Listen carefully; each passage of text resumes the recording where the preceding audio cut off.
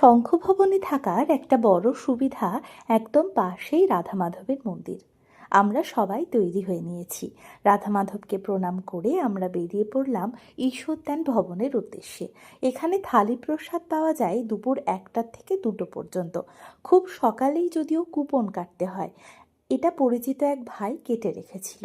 প্রসাদ ভালো লেগেছিল, তবে গদা ভবনে মেঝেতে বসে খাওয়ার আনন্দই আলাদা। দুপুরের খাবার খেয়ে আমরা সোজা গিয়েছিলাম গোশালাতে। মায়াপুরের গোশালাতে দেশি বিদেশি নানান গরু আছে, যত্ন করেই রাখা হয় ওদের। জায়গাটাও ভীষণ পরিষ্কার পরিচ্ছন্ন। গোসেবা করার সুযোগ পান দর্শনার্থীরাও। বাপরে, বড় বড় শিং ওদের। এই যে আমার ভীতু মা, এ ব্যাপারে অকুতোভয়। বড় শিংওয়ালা ওকে কেমন সুন্দর আদর করছে।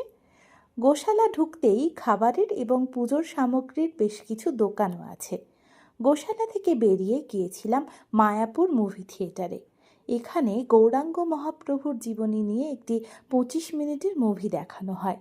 টিকিট মূল্য জনপ্রতি 40 টাকা। এটা সম্ভবত নতুন হয়েছে। প্রথম পর্বের ঘোরা শেষ এখানেই।